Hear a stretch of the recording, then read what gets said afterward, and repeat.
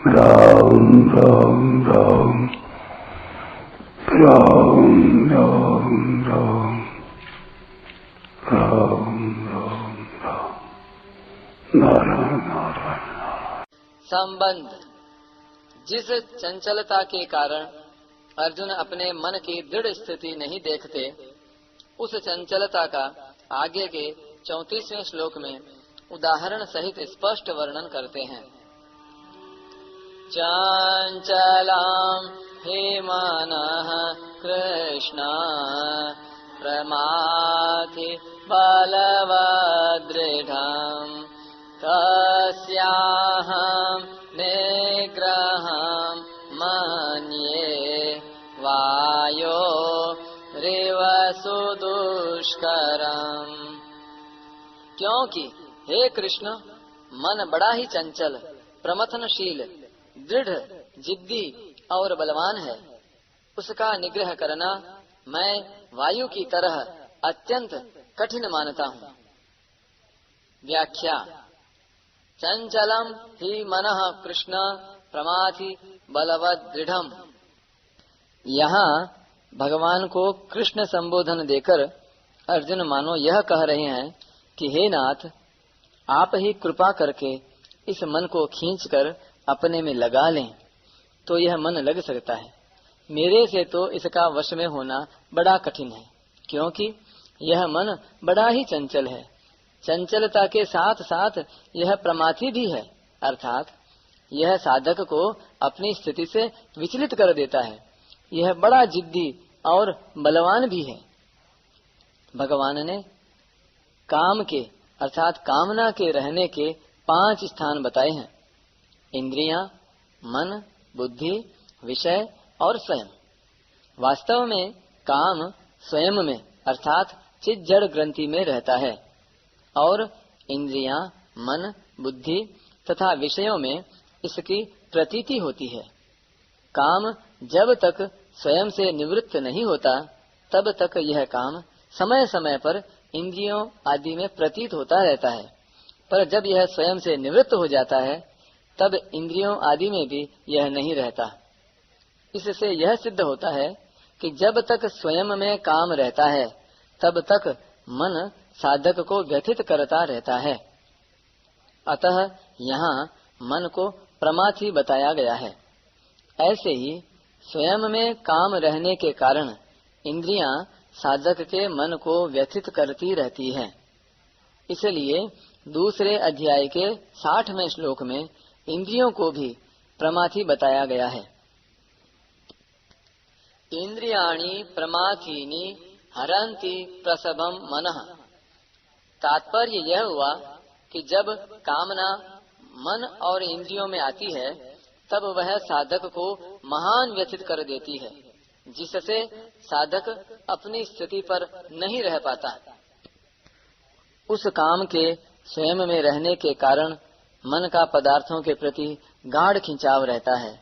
इससे मन किसी तरह भी उनकी ओर जाने को छोड़ता नहीं, हठ कर लेता है। अतः मन को दृढ़ कहा है।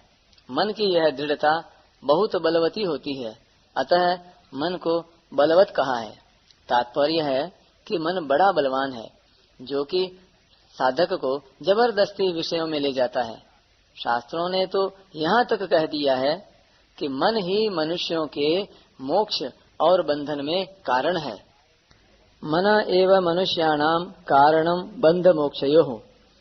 परंतु मन में यह प्रमथनशीलता, दृढ़ता और बलवत्ता तभी तक रहती है जब तक साधक अपने में से काम को सर्वथा निकाल नहीं देता। जब साधक स्वयं काम रहित हो जाता है तब पदार्थों का, विषयों का कितना ही संसर्ग होने पर भी साधक पर उनका कुछ भी असर नहीं पड़ता। फिर मन की प्रमथनशीलता आदि नष्ट हो जाती है।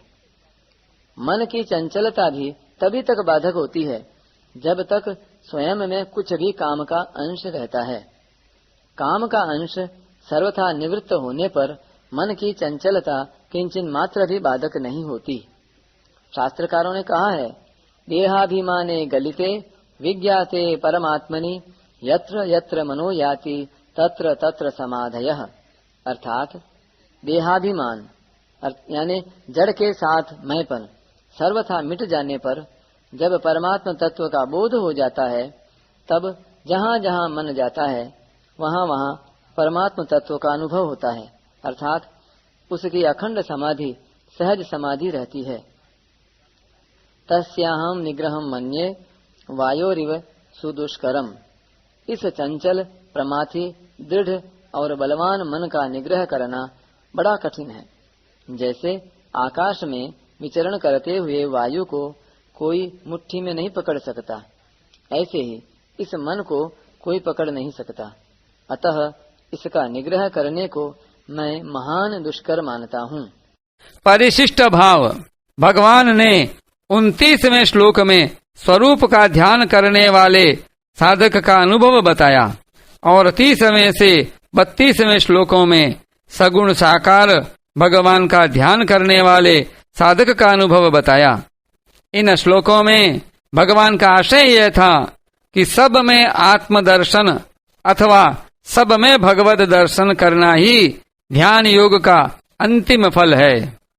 ज्ञान के संस्कार वाले ध्यान योगी सब में आत्मा को और भक्ति के संस्कार वाले ध्यान योगी सब में भगवान को देखते हैं।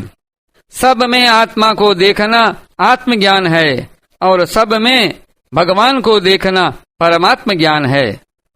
आत्मज्ञान में विवेक की और परमात्म ज्ञान में श्रद्धा विश्वास की मुख्यता है, मन की स्थिरता की मुख्यता नहीं है।